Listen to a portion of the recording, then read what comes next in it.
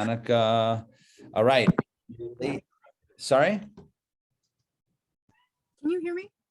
Yeah. Oh, low. Did you press your own oil? What was this, the oil workshop real quick? Yes. Yeah. So I did a demonstration for the kids. Basically, we take fresh olives, fresh raw olives from California, and put them in a press.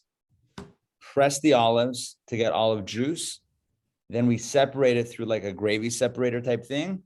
And then we, what else do we do? And then we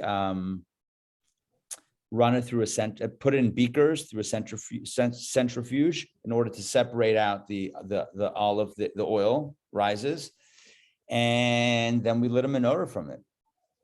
So what took them 8 days to get new oil back in the day, which is why we have the celebration, took me about 28 minutes. Not bragging, just saying, But yeah, that's exactly what we did. We pressed olives for the juice, for the oil. And That would be a fun IJA activity. Say it again. A fun IJA activity. Yes. I'm doing it at IJA activity. Yeah. Possibly. I like that stuff, Yeah. Maybe one, not this year. I'm out of olives. I'm doing it for the preschool tomorrow, and I did it for the elementary school today. So it's a party. All right, let's welcome Ray. Good to see you, Ray. Hey, welcome. Happy Hanukkah. All right, so today is day 2 of Hanukkah, which means that last night we lit the second candle. Tonight we're going to light the third candle. And so what better opportunity, or there's no better opportunity, something like that, to discuss the story of Yosef. The story of Yosef, the story of Joseph always falls out during the time of Hanukkah. It's always this time of year. And certainly the idea of someone who rises up amidst darkness, rises up from a place of oppression, a place of, from a dungeon as a slave, and he rises to become viceroy of Egypt. This is certainly an inspiring message of light overcoming and overwhelming darkness. So let's jump into today's reading, where we read about Joseph's ascent to become second in command. All right, I'm going to share my screen with you. The Torah portion, again, is Mikeitz. That's what it looks like, Mikeitz. Genesis chapter 41, beginning with verse 39. So this is, just to recap what we did yesterday, Pharaoh had 2 dreams about big cows being swallowed by little cows and big ears of grain being swallowed by little ears of grain. Pharaoh woke up and he realized that the dreams carry a message, and he was anxious to learn what message those dreams held for him. Well, all of his sorcerers and wise men could not give him a satisfactory explanation. The butler remembers, there was a guy in prison with me, Joseph, some Jewish kid that used to be able to interpret dreams. They pull him out of the pit, pull him out of the dungeon, dress him in nice clothes, stands before Pharaoh. Pharaoh tells him the dreams, and Joseph tells him the meaning of the dreams. And that is, as you know, that there will be 7 years of plenty, symbolized by the 7 large cows and the 7 robust ears of grain. 7 healthy years for the country, followed by 7 lean years, 7 years of famine. And he said, what you need to do is appoint someone to be in charge, to oversee this operation where you're collecting and saving the food during the years of plenty, to store up and to then have reserves for those years of famine, for the years of where there's not going to be any food. And this interpretation absolutely thrilled Pharaoh. He was so excited about this interpretation. It resonated, it felt right. And he was excited to put this plan into action, saving the food to then use it when it was needed. So this is where we begin today's reading, which is reading number 3 for Tuesday. Then Pharaoh said to Joseph, since God has let you know all this, in other words, and I should have mentioned, Joseph, before he interprets the dreams, he says, look, it's not me, it's God who interprets the dreams. And if God wishes to communicate with me the meaning, then I'm happy to share it. So Pharaoh says to Joseph, since God has let you know all this, back inside. There is no one as understanding and wise as you. In other words, you clearly have an in with God. God is clearly communicating with you, because all of the other wise men, all of the so-called sorcerers, magicians, those masters of spiritual connection, none came up with the answer, the interpretation to the dream like you. So you're the wisest, and you have this connection with God. That's the opening for the offer, for the job offer. He says, verse 40, you shall be appointed over my household. In other words, because of all this, therefore you shall be appointed over my household. And through your command, all my people shall be nourished. In other words, you're going to be the one to oversee our food committee or agricultural department, whatever you want to call it. You're going to be the one overseeing the operation that you just described that Egypt needs. Only, look at this, only with the throne will I be greater than you. Pharaoh says to him, I'm going to put you in such a high position of leadership and responsibility. The only one above you is me. Only the throne, only the king, only Pharaoh himself, me, I'm above you. Otherwise, no one else tells you what to do. You're in charge. Understand, hashtag sudden greatness. I mean, this guy at 5 minutes ago, so to speak, was in prison. He was a Jewish slave in prison in Egypt, incarcerated in a dungeon. And now he's being offered viceroy of Egypt, second in command. So Pharaoh said to Joseph, verse 41, look, I've appointed you over the entire land of Egypt. Get this, 42. And Pharaoh removed his ring from his hand and placed it on Joseph's hand. In other words, he actually gave him one of his signet rings, and he attired him with raiment of fine linen, and he placed the golden chain around his neck. And he had him ride in his chariot of second rank. So again, he dresses him in royal garments, he gives him royal jewelry and all this stuff. And then now it's about, showing everybody in the land that Joseph is in charge. So he had him ride in his chariot of second rank. That means not the first chariot, that's for the king, but the second chariot. And they called out before him, this is the king's patron. This is the guy, appointing him over the entire land of Egypt. Verse 44, and Pharaoh said to Joseph, I am Pharaoh. In other words, don't get any funny ideas here. I'm still Pharaoh. And besides you, or maybe I'm Pharaoh, so I have the authority to appoint you. And besides you, no one may lift his hand or his foot in the entire land of Egypt. That's a powerful expression. Like, no one can lift his hand or foot without your permission. You're the one that signs off on anything and everything that's going on in this country. And Pharaoh named Joseph, he gave him a nickname. He called him Safnat Paneach. Safnat Paneach. And okay, it's an interesting name. In fact, there's a great book by the Gaon of Rogatchover, the Rogatchover Gaon, called Safnat Paneach. Anyway, so he called him Safnat Paneach, and Pharaoh gave him Asnat, the daughter of Potiphar, the governor of On, for a wife. So Pharaoh is a matchmaker also. Who would have thought? Matchmaker, make me a match, right? Pharaoh is finding a nice girl for Joseph.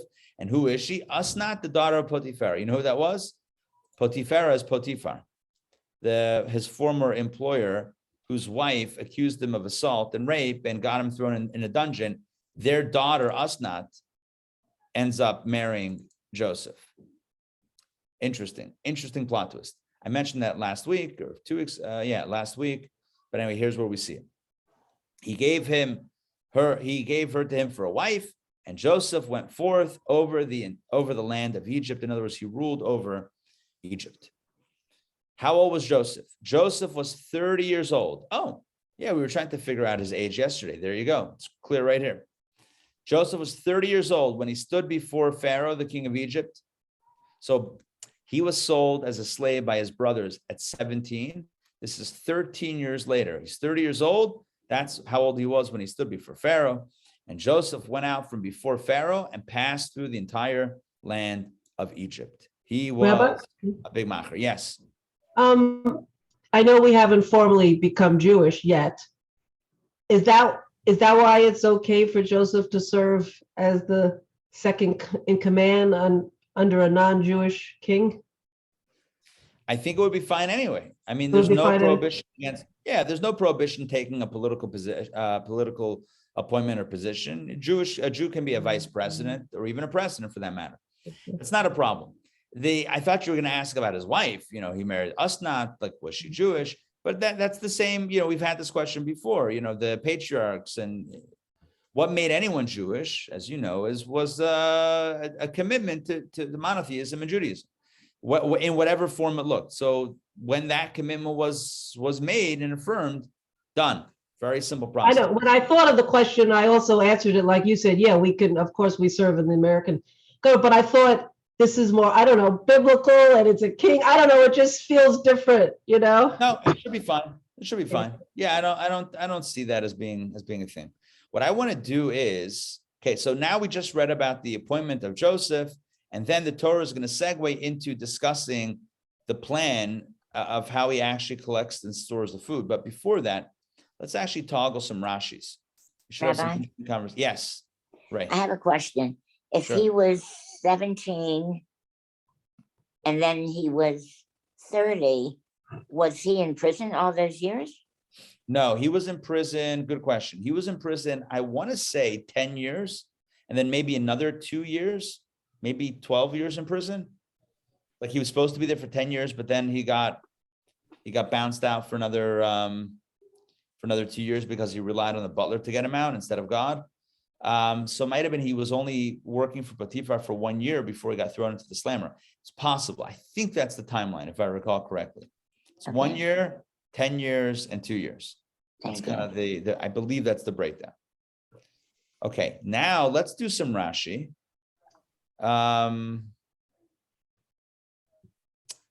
Give me a second to find a Rashi. A lot of these are grammatical, grammar related things. Here we go. Let's talk about the ring. It says Pharaoh removed his ring. What's the deal with the ring? So Rashi explains the giving of the king's ring is a sign to the one to whom it is given that he is to be second to him in greatness, in rank. Basically, the giving of the ring was done by royalty to indicate that this person that's receiving the ring is now second in command. Okay. By the way, what kind of chain did he get? A golden chain around his neck. Talk about jewelry for a moment, right? We always like talking about jewelry. So Rashi says a chain, and because it consists of links placed in a row, it is called revid. And similarly, I've decked my couch, right? I think there's a song, deck my couch. No, deck my couch, and I've decked my couch with rows of ornaments. In the language of the Mishnah, surrounded by rows of stones. Stone. And the row of stone in the forecourt, which is the pavement. So when you're talking about like paving a road, like cobblestones, back in the day, with stone. I think, if I'm not mistaken, who can verify this? Joy, can you help me verify this? Was Kanuga, do I have the name of the street right? Kanuga, right across from Piedmont Park, that street cut through, whatever. Was that, no, you don't, by Cantoni Furniture? Not where the preschool is, but on the other side. I think it used to be a cobblestone street, but they just paved. Is that true? Did they just pave it? Or maybe it's not been cobblestone for a while. Yeah, they make Well, I it know new. that There was a cobblestone street. Well, for the sure, street where yes. the preschool is cobblestone. Right, that's for sure. But I think there was also another one that they just recently paved, but I could be wrong. Maybe they had paved it before. For some reason, I have in my head that Kanuga, that street, was also cobblestone. But either way, I just thought of it when I saw stone, because I just drove on that street yesterday. I'm like, is this new? I can't, like you don't know if it's new or not. I hate that feel. That's like just awkward. But anyway, so putting stones in a row is like rovdin. It's the same revid. It's the idea of links in a row. So that was one of the piece of jewelry that Pharaoh gave Joseph. Let's continue What is the second chariot? Rashi explains it's the one second to his chariot, which goes next to his. So it's not first chariot, second chariot, front to back. It's side by side, front and side by side, chariot 1, chariot 2. Now let's continue. The king's patron. No, that's grammatical stuff. Here we go. I am Pharaoh. Look at Rashi on 44. So when Pharaoh appoints Joseph, he says, I am Pharaoh. What does that mean? I mentioned this when I read it. I have the power to enact a decree upon my kingdom. In other words, I'm Pharaoh. So first of all, don't get any funny ideas, but also I have the power to make you out of nowhere into someone in charge. And I decree that no one should raise his hand. In other words, as Pharaoh, as the one who can do such things, this is what I decree. Besides you means without your permission, no one should lift their hand or foot. Another interpretation, I shall be the king, and besides you, this is parallel to only with the throne, right? Although I give you and this is the first explanation that I said before, although I give you the exclusive power to raise your hand and foot, as explained below, I am still the supreme ruler of the land. So it's really both ways. And I reversed it when I read it earlier. I reversed the order of Rashi, but okay, forgive me for that. But so number one, I'm Pharaoh, so I can make you second in command. Number two, I'm Pharaoh, you're only second in command. You're not the boss. I'm still the boss. Okay. What does it mean, raise his hand or foot? Rashi says, as the Targum renders, no man shall raise his hand to bear arms or his foot to ride a horse. Look at that. So no arms, no like armaments, and no riding horses. Rabbi. Yeah, Ray. All right, so the Talmud actually says that a slave cannot have any position of royalty, and Nice. that the astrologers were very upset with this appointment. That's according.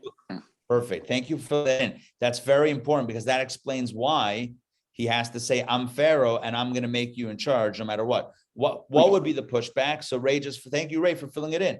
The Talmud says because he was a slave. We know he was sold into slavery in Egypt, to Egypt.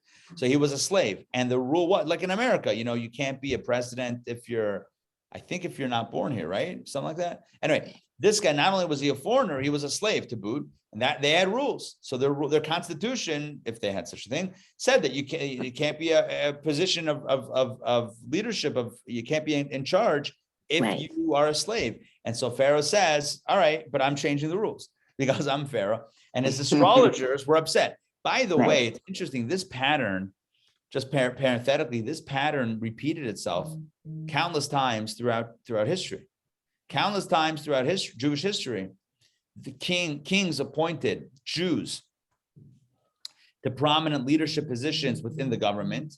And there were the other, those that weren't Jewish, individuals of other faiths, who were also in positions, and they oftentimes looked negatively at the Jews and try to oust them. We know stories with Maimonides. Maimonides was the royal physician.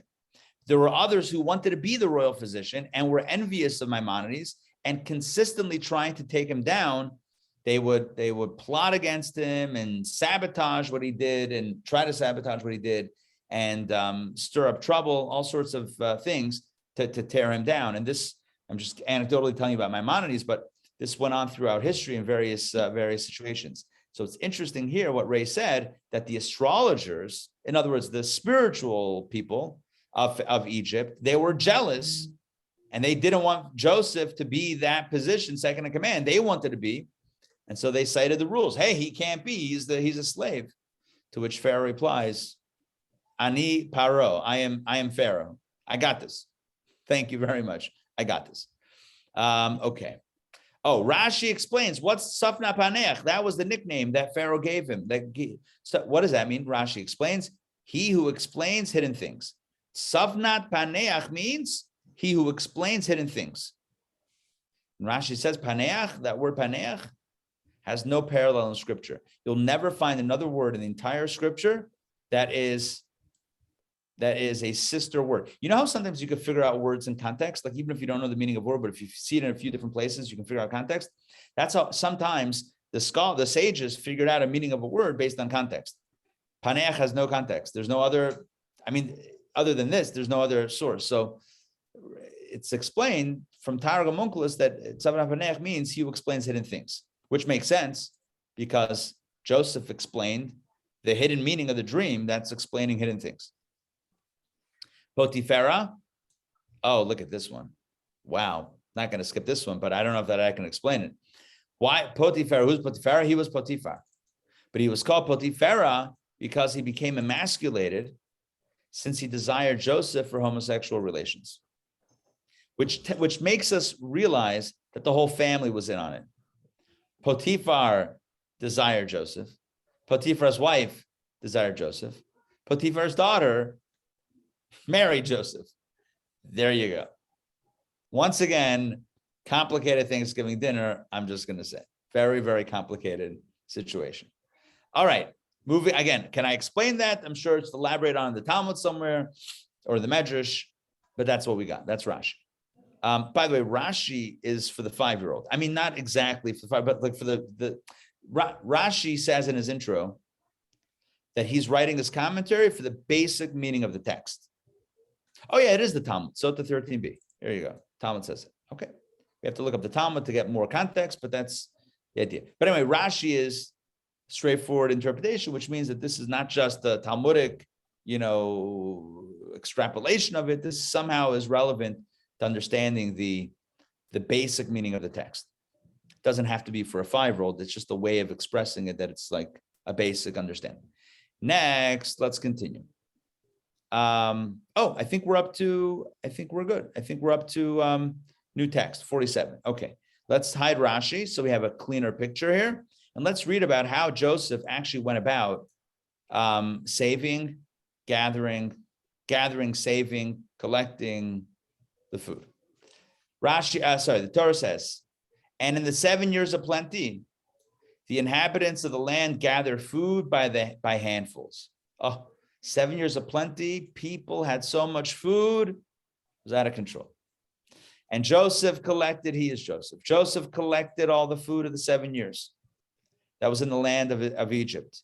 And he placed food in the cities. Listen to this. He placed food in the cities. The food of the field surrounding the city he put within it. As Rashi explains, certain crops grow in certain areas, right? Not everything grows everywhere. I just had a recent, let's have a schmooze. I just had a recent situation where I found this out to be true. So as you may know, a few moments ago, about an hour ago, I was knee deep in olives, right? Did I mention that before? Right? Why was I knee deep in olives? Elbow deep in olives?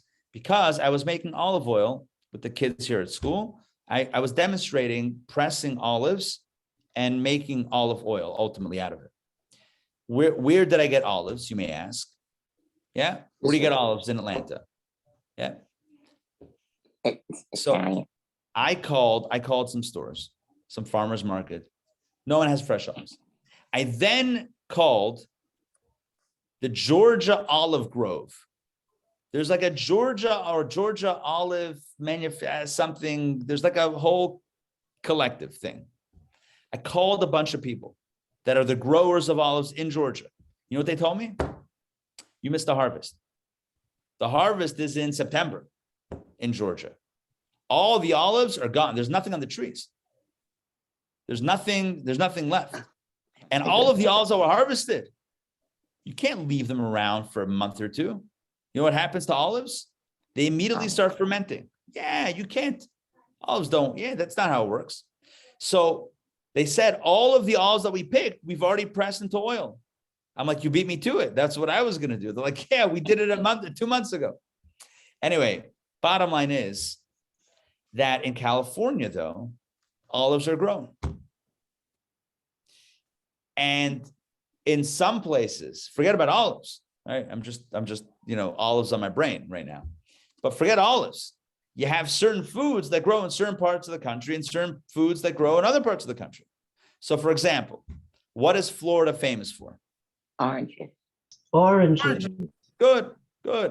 What's Georgia famous for? Peanuts. Peaches. Peaches. Peaches and peanuts. Good, right? Not olives. Onions. Well, there are olive groves. I know, I didn't know that. Onions. I didn't know either. I know, onions. I knew it out of desperation because I was like frantically searching for olives. I called up some places. Like I called up like an Italian market or something. I'm like, who knows? Like maybe. I'm like rolling the dice here on the phone. I'm like, happen to have fresh olives. Like, yeah, we have olives. I'm like, great. I'm like, fresh raw olives? No, they're in like oil and a shrink wrapped in a bag. I'm like, no. That's not what we're talking about. I'm talking about like actual olives. Anyway, so things don't grow. So when Joseph collected the food from Egypt, what he did was, let's let Mark into the party. When Joseph collected food in the years of plenty, 7 years of plenty, he kept the food, he stored the food in the cities in which they grew. Does that make sense? Yes. The whole brilliance of Joseph was that he knew that things need to be in their native space, right? You pull it out of its native space. Might not be so good. He even put soil, some of the original soil, together with the food as a preservative. Now, do people do that today when you store food? Do they put some of the soil? I have no idea. No. I have no idea. What is somebody in the world doing that? I would probably say yes. I would bet, if I had to put money down on it, I would say that someone is using that as a technique today. But we do want spiritual energy, like of the sand of Israel or something. We want the spiritual energy. But this was more of a pragmatic situation. In fact, here's what I'm going to do. I'm going to show you Rashi so we can see this inside for ourselves. And you'll see what I'm referring to. Well, Joseph said that he's the one for the job, right? You need a smart guy. You see that? He's a smart man. Look at this. Rashi right here, 48. Because each land preserves its own produce. Yeah. Each land preserves its own produce. And they would put into the grain, some of the soil of the place. Judaism's gifts to the world. There you go. Judaism's gifts to farming. They put into the grain that they stored some of the soil of the local soil. And it would preserve the grain and prevent it from decaying. And I'm telling you, without knowing, I have zero information. This is not based on anything, but I have a feeling. I have a hunch that somewhere, someone is doing something like this. Hydroponics, Rabbi. I don't know that this is hydroponics. I'm just saying there's something about the native soil. Something about that native soil that is that's beneficial. All right, let's get back inside. Let's look at the text. So we have Joseph rocking it. He's doing his thing. But Rabbi, I mean, what's also interesting, like you said, so basically you don't forget your roots, but you can still experience other places. So just having a bit of the original soil. Excellent. Look at Donna. Look at you. Wow. You're getting like mystical on me. I love it. And I love it. So yes, when you keep some of your roots with you, keep some of the soil, you'll never go bad. You'll always stay fresh and always remain true. Beautiful. I love it. All right, let's continue with the narrative. And Joseph gathered grain like the sand of the sea. That means a lot, in great abundance, until one stopped counting because there was no number. Look at this. They collected, listen to this. They collected and preserved, saved so much grain that there was no number. They started counting. They stopped counting because there's no number. They ran out of numbers. Now, I think today, my niece memorized, pi, the number pi? Yeah, the formula pi. She memorized, I don't know, I want to say a few hundred of those digits of pi. It keeps on going.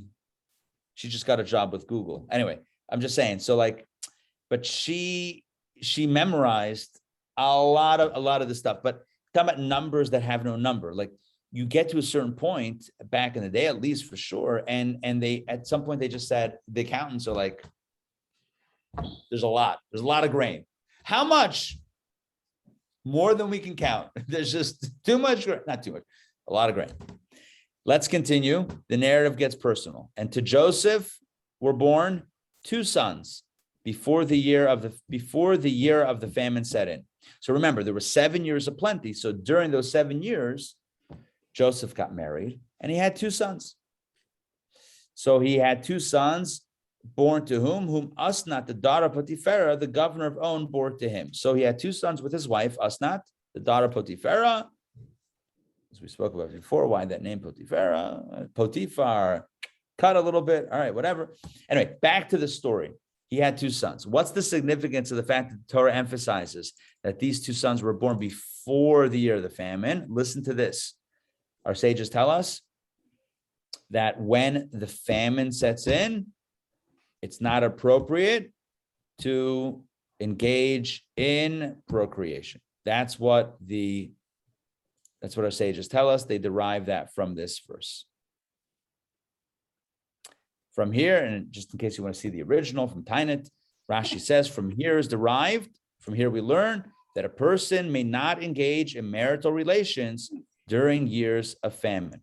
When the world is in a state of hunger and everything is in a state of intense, I don't know what the right word is, pain and suffering, it's not appropriate to engage in those activities, engage in marital relations. That's according to the Talmud.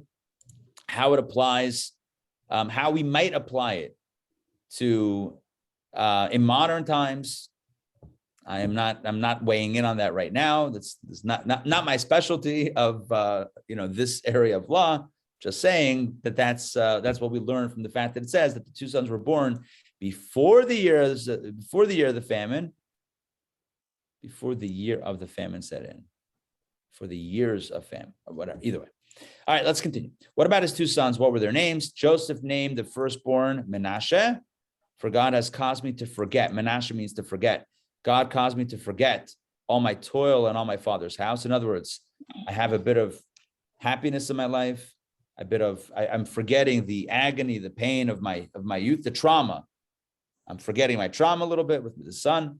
And the second son, he named Ephraim, for God has made me fruitful in the land of my affliction. So he's growing. The first son means I've been able to put away the trauma. And the second one is I can actually be happy, right? There's forgetting my father's house, forgetting the trauma of my youth. And then there's being fruitful and being, so these are 2, step 1, step 2. It always works, step 1, step 2. Step 1 is try to put away the block. Step 2 is grow. Yeah, Joy. But could it also mean that God has made me fruitful in the land of my affliction, that I shouldn't forget that I'm in affliction in this land, even though, I am blessed, but I also need to remember my troubles. Interesting. I like that. I like that a lot. In other words, he's not just saying everything is amazing. He still calls it the land of my affliction, which means he still knows that it's not home, or he still knows that he had a lot of 13 years of anguish here, etc. I like that.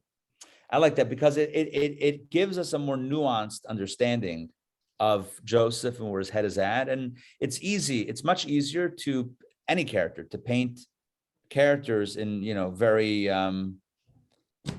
black and white tones, very monochromatic. And that's the wrong word. Very monolithic or binary tones. Like either he's happy or he's sad. He's happy now. Great. But it's more nuanced. He's happy and he's celebrating, but he knows it's still the land of my affliction. I like that. Okay. So Menashe and Ephraim, according to Kabbalah, these are 2 steps. Menashe means pushing away the negative. Ephraim means indulging in the positive.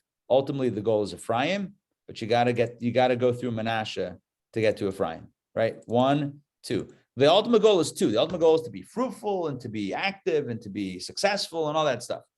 But to do that, you got to quiet those voices or push away the trauma and all that. You got to, at least on a functional level, you're able to put that aside to be able to move forward.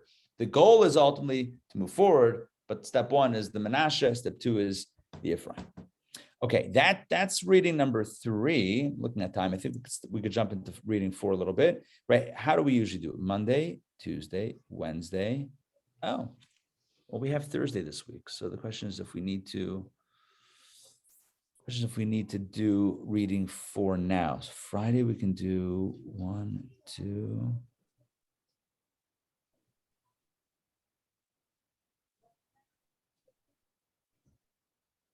Let's do a little bit of this reading, because maybe tomorrow we'll do like the second half of 4 and 5. We'll split 4. Right? Let's just figure this out. So Wednesday, we'll do Wednesday, Thursday, Friday. Okay, let's do a little bit. Let's do a few more verses. Let's finish up chapter 41, even though we're at the end of a reading, but let's do a few more verses. All right, fast forward, end of 7 years. The 7 years of plenty that were in the land of Egypt were finished. So now we're at the end of the first set of 7 years. And just like predicted, the 7 years of famine began. Right on cue, as Joseph had said. And there was famine in all the lands. The entire region, not only Egypt, the entire area was absolutely beset with famine. But throughout the land of Egypt, there was bread. Why was there bread? Because there was grain. Why was there grain? Because they collected it and preserved it. I'm sure they picked out the soil, right, before they made it into bread, but they had the food.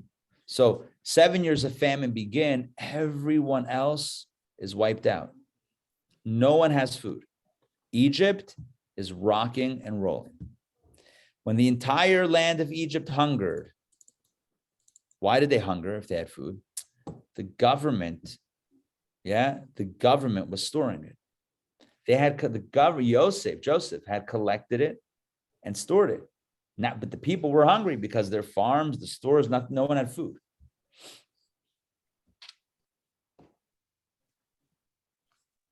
I have a friend. A second.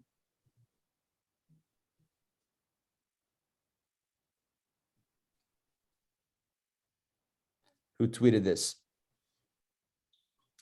Friend from Texas. Not my brother-in-law, who's also a friend, but someone else. Another Chabad rabbi. Jews will literally celebrate an ancient 8-day supply chain shortage by eating donuts, and people still question the secret to Jewish survival. Seriously. Anyway, that was the tweet. So there's a supply chain shortage, or there's a food shortage in Egypt, and the people were hungered. They were starving. And so the people cried out back inside 55. The people cried out to Pharaoh for bread. But Pharaoh said to the Egyptians, don't look at me, go to Joseph. What he tells you, do. Joseph, he's in charge. He's the man with the plan. He organized, saved, preserved, collected all the food. He's the guy. Now the famine spread over all the face of the land. That means everywhere. And Joseph opened all the storehouses in which there was grain. And he sold it to the Egyptians. What a guy. What a guy. He took it from them. He taxed them. And then when they wanted it back, or when they wanted to eat, what did he do? He sold it. And the famine, and by at the end of the Torah portion, maybe not this one, maybe the next one. Trying to remember which Torah portion it is. Anyway, the Torah gets into detail about how he sold it and how they paid for it, whatever. Anyway, but he sold it back to the Egyptians, and the famine intensified in the land of Egypt.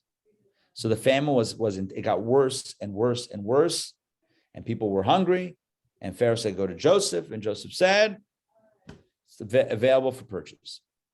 And all the inhabitants of the land came to Egypt. Oh, listen to this! All the inhabitants of the land, that means the larger land area, right? The whole region, they all came to Egypt, to Joseph, to purchase food. For the famine had intensified in the entire land. That means everywhere. And this leads us to the famine hitting the land of Canaan, the land of Israel as well. And Jacob, Joseph's father, needing food, or at least telling his sons that we need food.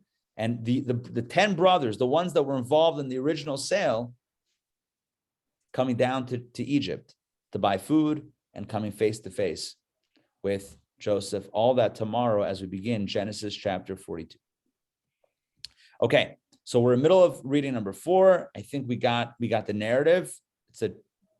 There's no end to the drama, and to me, it's such an enjoyable narrative. And I hope it made sense. I think I want to just quickly focus on Joy, jump in.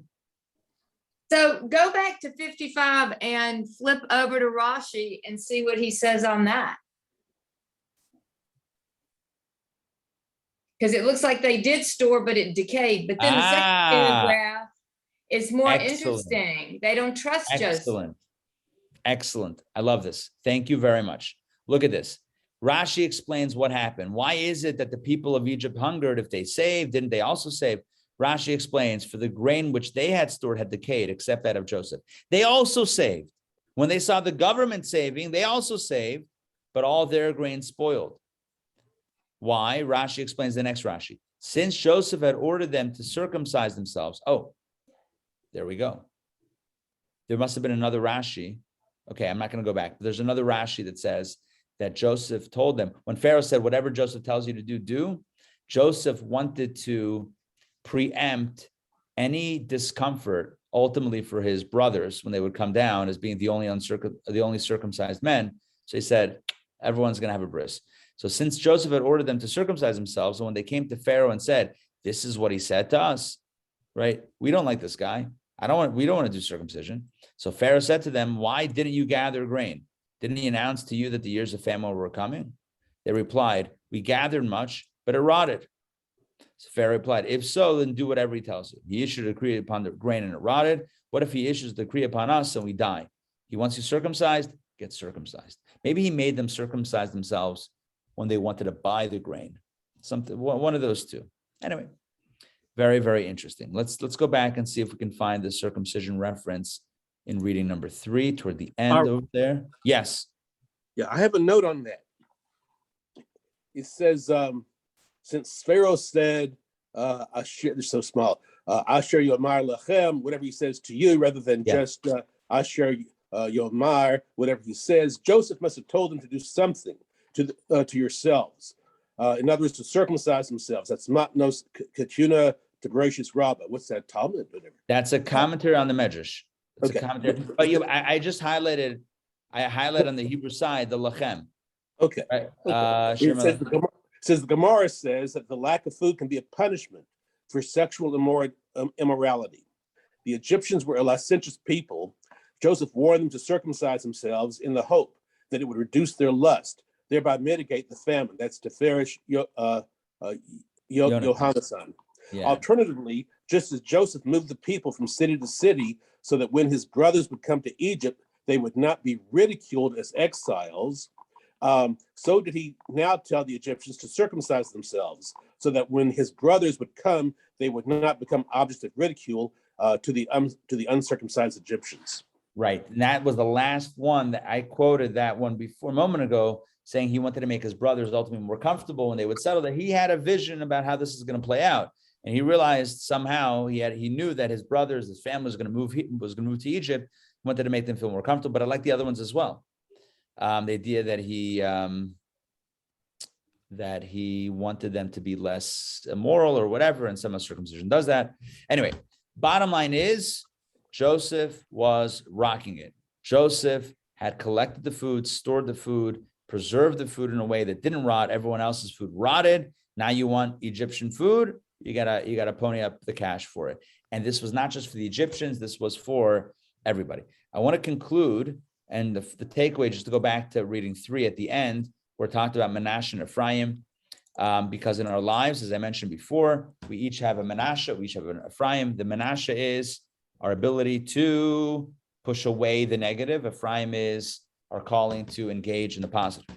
Sur meira va'aseh tov, push away the negative and engage in good. You need both. You need to do both. There's an expression in the Talmud.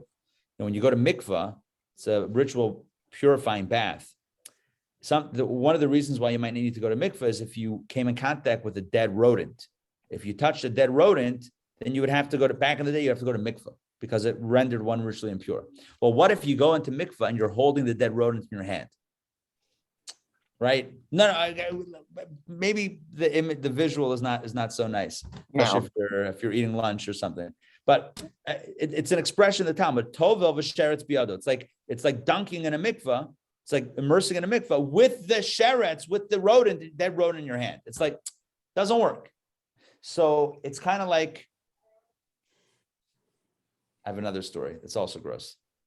Stuffed derma? Yes. Kishka? Yeah. Kishka? Okay. So back in the day, they used to make kishka with actual kishka, with the kishkas, with the intestines. Okay. So one time, this villager goes over to the big city, and he gets invited to a wealthy man's house, and he's served this amazing dish. I can't get enough of it. Oh, what is this? Tell him stuffed. It's kishka, stuffed derma. How do you do it? You take the intestines, and you put this. These are the ingredients. Comes home, tells his wife, "We got to make this. It's unbelievable." Tells her the ingredients, and she makes it. Tastes it. It's terrible. Again, she makes it a second time. It's terrible. Eventually, he has another business trip or some other reason to go back to the city. He says to the fella, "We tried to make it at home. It didn't work." The guy's like, "Wait a second. Tell me, did you clean out the kishka first?" Sorry, Mark. Anyway, the point is like this. The point is that you can put all the best ingredients in, but if you got to first clean out. You with me on this? By the way, kishka today nowadays is wrapped in a paper. Don't worry, it's not. No actual kishka is used in the creation of kishka. At least you know what head cheese is? Have you heard of head cheese? I do not know head cheese. Yeah, my father used to have that. It's all sorts of innards chopped up and then in a gelatin, and it's a loaf. It was a delicacy. Oh, that's what that is? There's Yeah. also cha. I don't know if that's cha. Right. Okay, My that's grandmother what, Which is also a Russian thing. that's Anyway, what it is, yeah. people would eat interesting things. My grandmother made stuffed hazel. Interesting. Can we go back to donuts for Hanukkah? Thank you. Donuts, latkes, kugel. I like some cauliflower with some olive oil and spices. That always tastes good. I think New Yorkers have to go to the Nikko more often because we do have a. Yes, especially if you're in the subway. The assumption is at some point. No, but in all seriousness, here's the deal. We can introduce good things and nice things and whatever, but at the end of the day, we still got to clean out what needs to be cleaned out. So that's why you have the menashe, the Ephraim. First sumera, we got to get rid of the negative, then vaseto. It's like if you're redecorating a house, first thing you're going to do is pull out the old furniture, the old, whatever, and then you're going to put in the nice stuff. You're not going to move in a new couch with the old couch sitting there. You're not going to install a new washer dryer with the old one sitting there. You're first going to pull out the old stuff and then put in the new stuff. So this is a good reminder for us. The Rebbe said, however, that in our generation, because we need things a little bit more instant, it wouldn't be so terrible to start with the positive. Start with the positive, and as you have more positive, then automatically you feel more invested in getting rid of the negative. Are you with me on that? In other words, the more light you have, the more you're like, oh, that doesn't look nice in here. Let me take it out. Because if we're waiting till we take out all the negative, we might be waiting for a while. That's just the reality of who we are today. But the more good stuff comes in, it's kind of like a spiritual psychological trick. It's like, wait a second.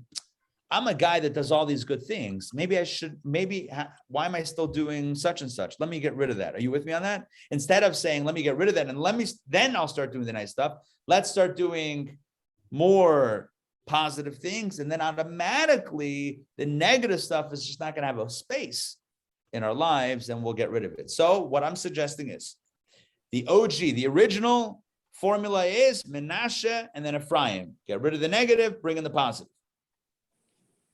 But we're forgiven. We'd be forgiven if we want to reverse it today. Either way, light your light, and then the darkness will dissipate. All right. Thank you very much for joining me today for DPP. It is great to see you. And we'll catch you tomorrow. Same bad time, same bad channel. Rabbi, what time is the lighting today at Atlantic Station? Lighting tonight at Atlantic Station, I believe, is 6 p.m., but let me confirm that. Let me head quickly to Facebook. Thank you for reminding me of that. Atlantic Station, menorah lighting. 6 p.m. And where is it going to take place? It's going to take place at, join us on Atlantic Green. I guess the green space. Okay. Oh yeah, the green space. They do film film screenings over there. I know where that is. It's right by the what stores? By the H&M, I think, like next to the H&M or whatever. Anyway, so there's the green I'll space find over it. there. Okay. Festive menorah lighting, latkes, donuts, music, and a good time. Sounds good. All right, 6 p.m. Okay. 6 p.m. And Thank I will you. be, please God, I will be there. I wasn't there Sunday. I was still traveling, but please God, I will be there tonight. All right. Good to see you all. Happy Hanukkah. Thank you. Lots of mail. Dreidel Happy spinning. Hanukkah. You guys.